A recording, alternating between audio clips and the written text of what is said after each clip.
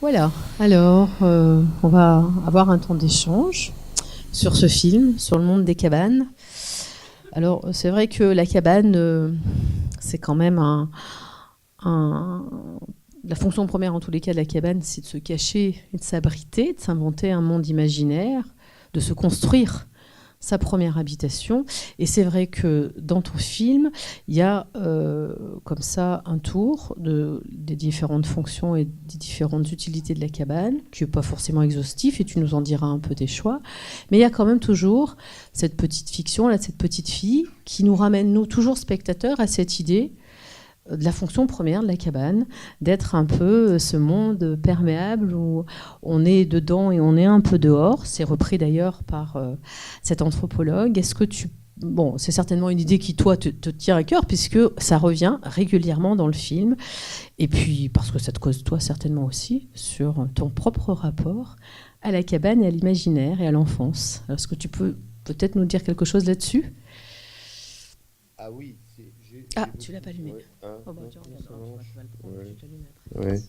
Oui, c'est sûr que l'expérience de la cabane, c'est en ce qui me concerne, mais pour tout le monde, renvoyé à l'enfance, parce que j'ai beaucoup joué dans les jardins, dans les maisons.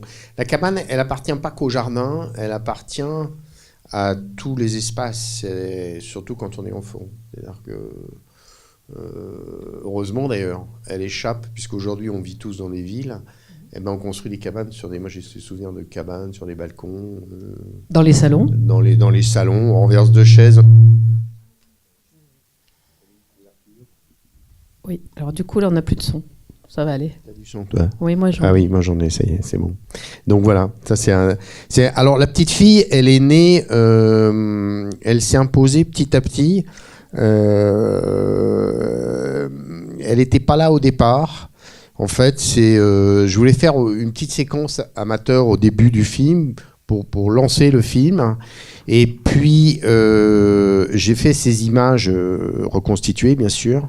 Et c'est quand je les ai vues. C'est-à-dire, tout d'un coup, ça a été un déclencheur de me dire qu'elle devait devenir, entre guillemets, le personnage principal du film. Celle qui allait nous conduire de ce besoin, je dirais quasi physique, de la cabane au monde du conte et pouvoir même peut-être à nous aider à traverser le bidonville, parce que même dans le bidonville, ce qui est incroyable, c'est les enfants qui sont là, c'est l'énergie qu'ils dépensent et qui sont présents, quoi.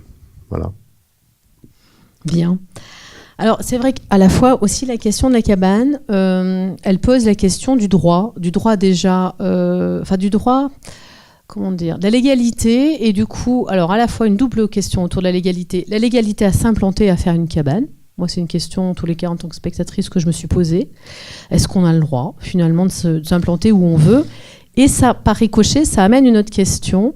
Du coup, est-ce que ça a pu entraver certains tournages de lieux où il y avait des cabanes, parce que les gens, justement, n'étaient pas forcément dans une forme de légalité et n'avaient pas forcément envie d'être filmés. Alors, de par la légalité, mais aussi avaient peut-être envie un peu de vivre reculé, en dehors d'un espace de visibilité.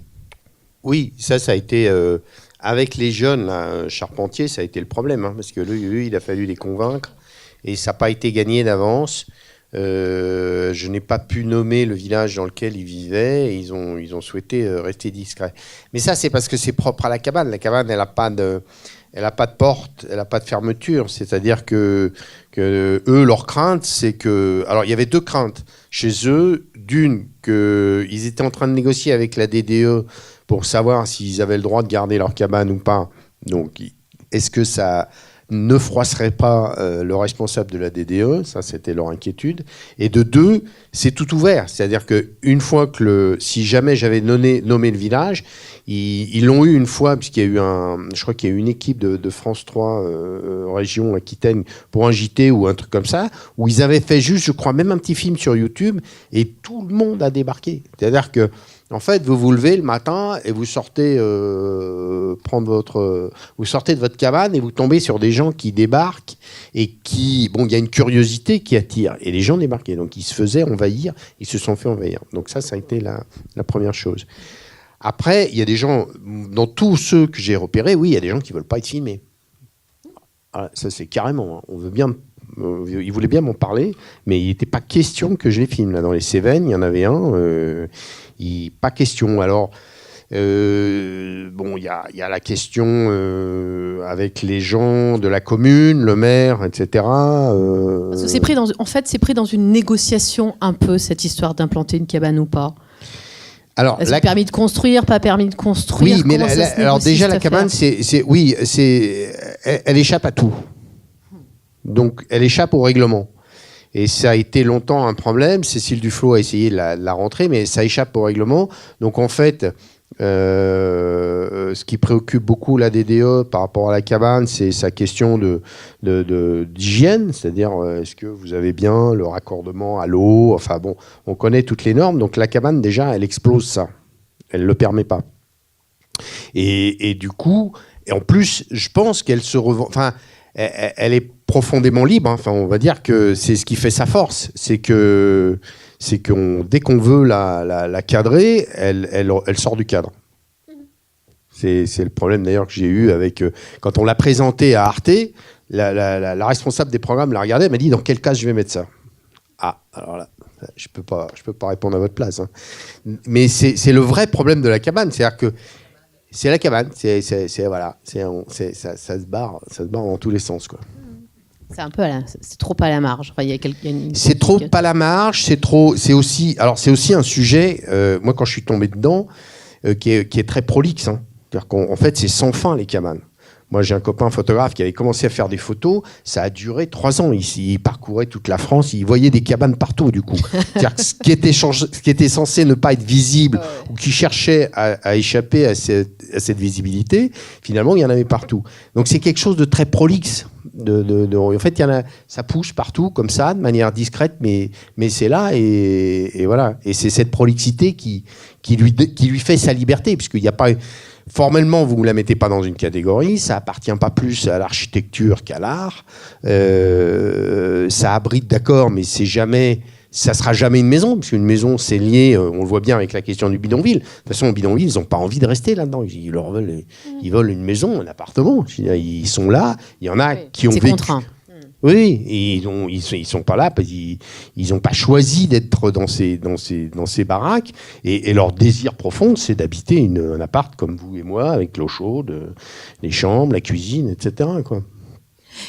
Et je terminerai par cette question et je donnerai la parole à la salle. Finalement, comment s'est opéré le choix, justement? Parce qu'il y a quand même différentes façons d'y habiter, d'avoir choisi d'y vivre. Enfin, bon, par exemple, est-ce qu'il y a des... On voit qu'il y a un aspect très mercantile, on commence là-dessus d'ailleurs, ouais. C'est très juteux, parce que ça peut être aussi 250 € la nuit, enfin, avec un spa, enfin, on a un peu... C'est un business. C'est un business. Bon, c'est aussi un choix de vie en tribu, communautaire, on en reparlera après, c'est pas communautaire, c'est tribu. C'est contraint, par exemple, pour les Roms.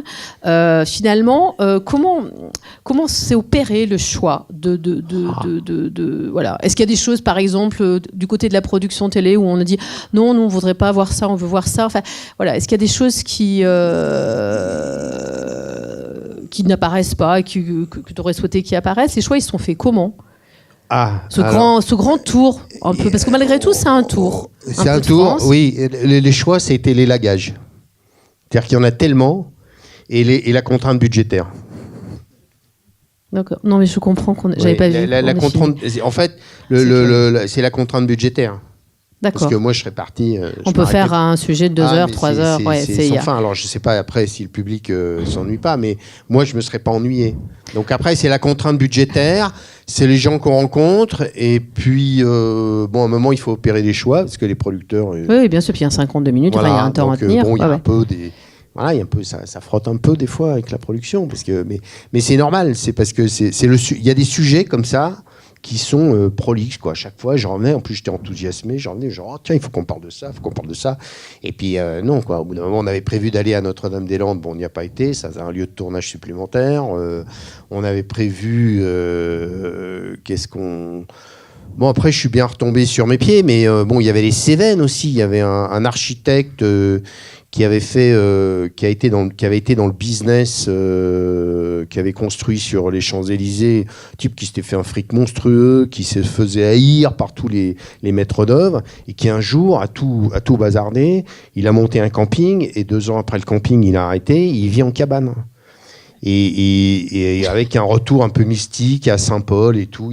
Mais c'est incroyable, ce type-là il a tout. Alors avec ses enfants sont devenus fous parce que lui, il a passé la plupart de son argent, il l'a filé à des fondations. Et lui, il vit en cabane, communauté de cabane. Et alors il y a plein. Et il arrête pas. Alors quand même il est resté architecte, il arrête pas d'en construire. Il en habite qu'une, mais il en construit. C'est comme une manie. Alors on va sur son site, il y en a plein. Donc voilà, il y avait des personnages comme ça parce que. Forcément, ça interrogeait la question de l'architecture, de la cabane, et voilà. Mais la cabane comme mythe de l'architecture, c'est aussi, je pense, ça n'est qu'un mythe pour l'architecture, ça n'a aucune réalité. Ben on va voir justement comment le public s'est retrouvé dans ce film. Est-ce qu'il aurait, comment il s'y situait dans sa construction et dans ce qui nous est montré. Voilà, on va vous laisser la parole. Oui. Madame, le micro descend. Oui, alors effectivement, je pense qu'on a tous rêvé de vivre dans une cabane. Ce qui est quand même très surprenant, c'est de voir ces cabanes dont vous dites que c'est en dehors de tout. Mais enfin, ils sont éclairés al giorno de manière absolument magnifique. Et j'ai vu un lavabo, j'ai vu une cuisinière, j'ai vu des poêles. Donc, c'est un peu inflammable, une cabane. Ça interroge. Et moi, j'ai posé une question très terre-à-terre. Et le tout à l'égout. Où est-ce qu'on fait caca et pipi dans une cabane ? C'est pour ça que la DDE était là. C'est bien le problème de la DDE. Ça, c'est une question de DDE, ça. Eux, ils ont des toilettes sèches. Donc, pour eux, il n'y a pas de problème. Ils ont des toilettes sèches, communautaires. Enfin, ils ont une toilette sèche, voilà.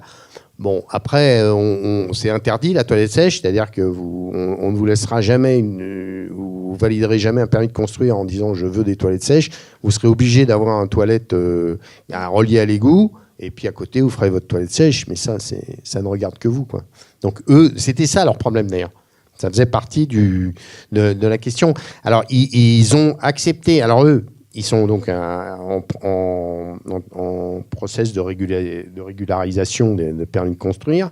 La DDE a accepté que chaque cabane soit les chambres et qu'à côté de l'atelier, justement, il y ait l'espace collectif qui est la cuisine avec ce fameux raccord à une fosse septique, à une douche, à des choses comme ça. Pardon ? Ah ben l'électricité, quand ils sont raccordés au réseau puisqu'ils ont un atelier où ils font tourner leurs machines, et sur un terrain agricole, de toute façon, on peut vous emmener l'eau et l'électricité.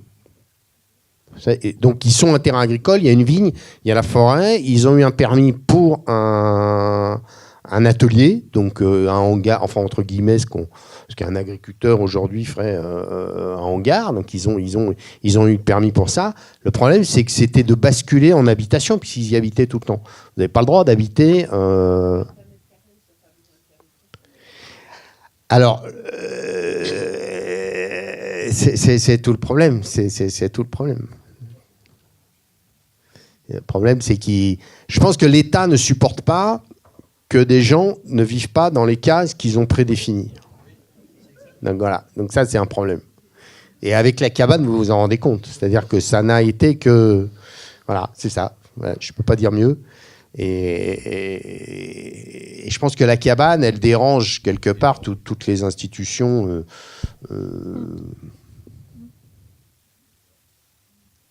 Oui, à propos de cette légalité, je voudrais apporter une précision que je connais sur un plan personnel. C'est que les collectivités peuvent quand même créer sur leur territoire, les conseils municipaux, s'ils sont d'accord, le maire et son conseil municipal, peut créer des zones d'un habitat alternatif. Alors que ce soit la cabane, que ce soit le tipi, la yourte, oui, c'est la nouvelle loi du flot, quoi. Ouais. La roulotte ou des constructions type mobile. Il suffit que le poste et que le conseil acceptent de appeler une partie d'une parcelle. Alors ça s'appelle une pastille, j'ai oublié le nom exactement, ça s'appelle une pastille d'une zone d'habitat alternatif où il n'y a... Donc vous pouvez y loger, il n'y a par contre pas de permis de construire, hein, pour ça. Vous n'êtes pas obligé d'avoir l'eau potable. Vous faites votre affaire d'amener l'eau potable à la prochaine source ou de forer votre puits si la surface est grande ou de trouver un autre système de citerne. En ce qui concerne l'assainissement, c'est un assainissement autonome et la plupart du temps ce sont des toilettes sèches. Et en ce qui concerne l'électricité, si vous avez la possibilité de mettre des panneaux solaires, vous produisez votre propre énergie pour vous, pour votre ordinateur ou autre. C'est tout à fait possible. Je vous réponds en tant que... j'ai tenté, ça n'a pas marché pour des raisons de délai, mais c'est possible de le faire pour partie d'une parcelle qui est en zone soit agricole, soit en une zone ND, donc non bâtie. Donc, si on chauffe bien un conseil municipal, si on est... Il faut passer par le maire. Hein. Il faut passer par le maire, dans tous les cas. Il ne faut pas que monsieur le maire ait changé. Voilà. Ah oui, il faut avoir l'accord du conseil municipal. C'est la nouvelle loi, ça reste provisoire. Hein. Ça reste du provisoire, mais vous avez le droit. Et ça figure sur le plan d'occupation des sols. La DDT n'a plus rien à voir dans cette affaire maintenant. Voilà, c'est ce que je voulais vous préciser.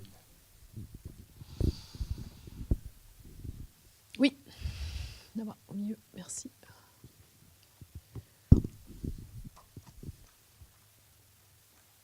Voilà, moi je suis récemment installée sur la région, mais par contre j'ai rénové un chalet qui avait été construit il y a 40 ans par mon beau-père dans le Loiret, aux portes de la Sologne, un chalet tout en bois, qui était un vrai refuge pour la famille, avant même qu'il soit propriétaire sur la région parisienne. Et en fait, on était au milieu de 50 chênes encore, qui sont encore sur pied. Et il se trouve qu'on a subi une tempête en 96 qui a abattu 9 chênes au milieu. Et il y avait une petite cabane qui nous servait à tous en tant qu'enfants pour conserver du bois et s'amuser. Donc elle a été écrabouillée. Donc on s'est dit, tiens, on va la reconstruire. Donc on a remis quelques planches au milieu des arbres, puis on a refait notre abri à bois. Puis on s'est dit, mais bon, on peut plus y mettre les tondeuses, le matériel établi parce qu'elle prend l'eau. Voilà, donc du coup, on a fait appel à un compagnon, puis un compagnon du Tour. Il m'a dit, on aimerait bien que vous fassiez une belle cabane un peu à l'américaine, avec des petites planches les unes sur les autres, et faire couler une dalle par un voisin. Les paysans nous dépannaient facilement. Et puis en fait, on a été confrontés, comme on le disait, à tout ce qui était DDE. On s'est renseigné autour de nous parce que tout le monde avait sa cabane dans son jardin, mais personne ne l'avait déclaré en fait. Donc comme on n'était pas originaire du coin, on s'est dit, bon, nous, ils vont nous tomber dessus si on ne fait pas les choses dans les règles. Donc du coup, on est allé à la mairie, on a posé des questions, puis là, on s'est rendu compte que si on voulait vraiment faire une cabane type abri à bois, c'était à déclarer si ça atteignait 20 mètres carrés.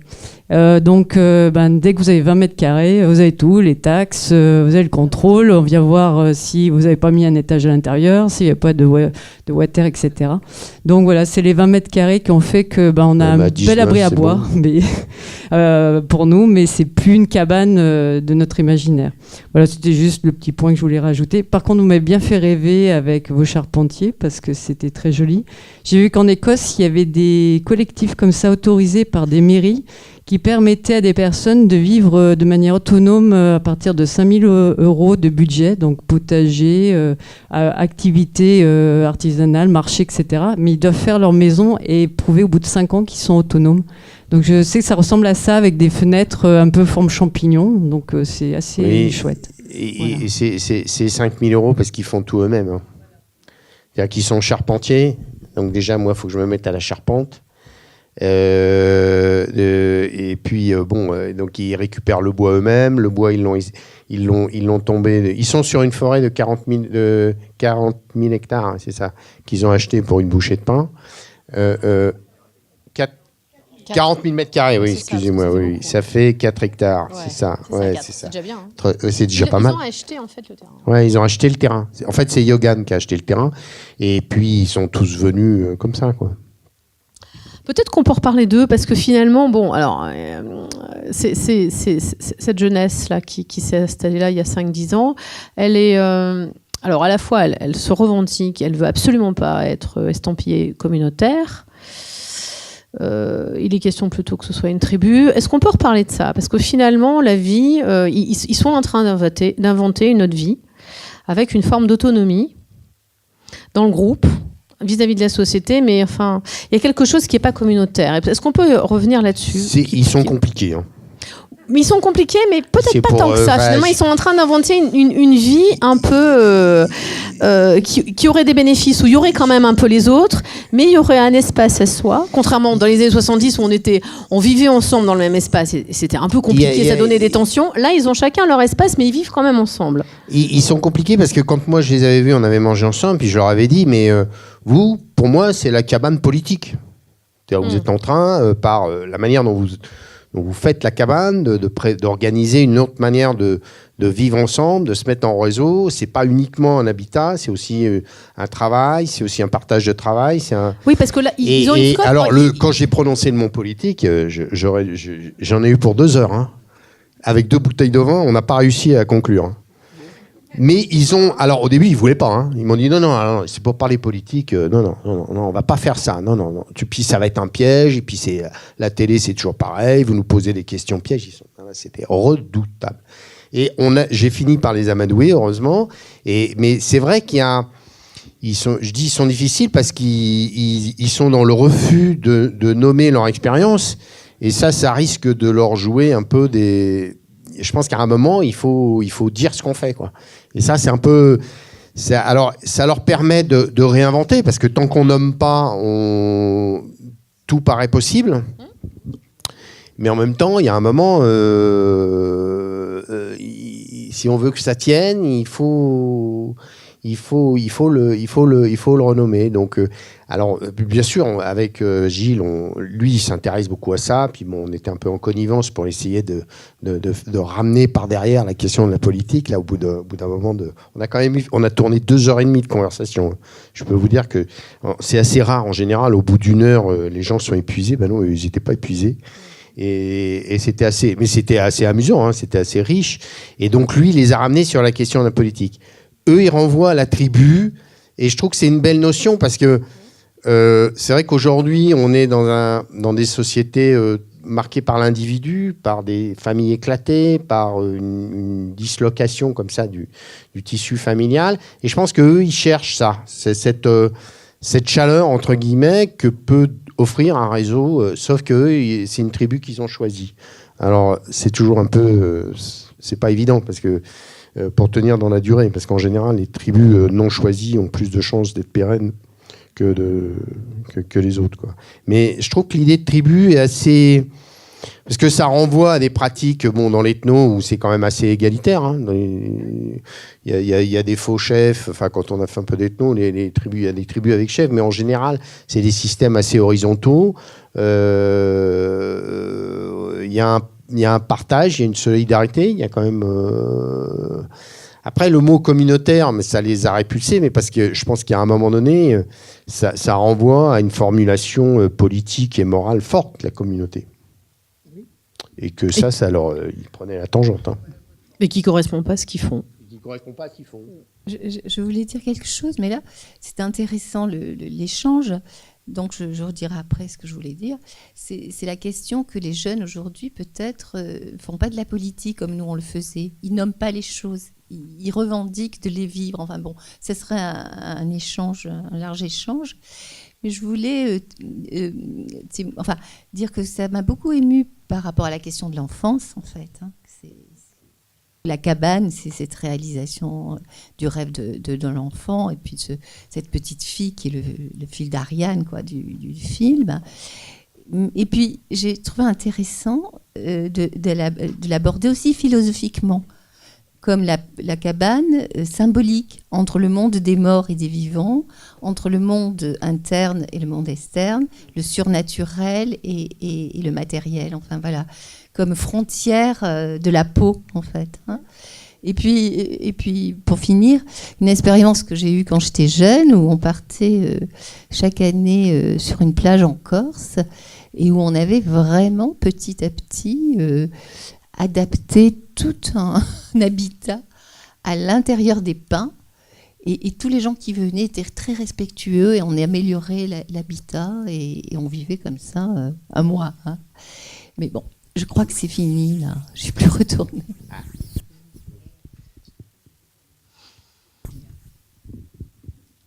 Bien. Est-ce qu'il y a une dernière intervention ? On peut dire en tous les cas, on peut te remercier et puis dire aussi qu'à 21h, vous avez la possibilité de vous restaurer, peut-être de revenir à 21h et ça serait bien parce qu'il y a un deuxième film qui peut être le pendant. Il a été tourné dans l'ordre. Non, le premier, c'est Jardin en mouvement, Voilà. qui a donné de manière directe et indirecte la cabane, puisque j'ai rencontré Gilles Tiberghien, qui est le philosophe qu'on retrouve dans le film, qui a parlé dessus. Et puis bon, à l'époque, j'avais aussi un ami qui faisait des photos de cabanes, et des très belles photos, mais elles étaient toujours extérieures. Et donc moi, j'ai eu envie de poser la question de qu'est-ce qui se passe à l'intérieur de la cabane. Parce qu'en fait, l'extérieur, ça a peu d'intérêt. Je pense que c'est l'intérieur qui est plus intéressant dans la cabane. Bon, bah écoutez, on espère vous Sinon, voir, là, on est sur avec Gilles Clément, le Jardin en mouvement. Oui, à 21h, on sera là-dessus. Et puis à l'extérieur, il y a les ventes de DVD des deux films, si vous voulez partager et poursuivre l'aventure avec d'autres. Merci.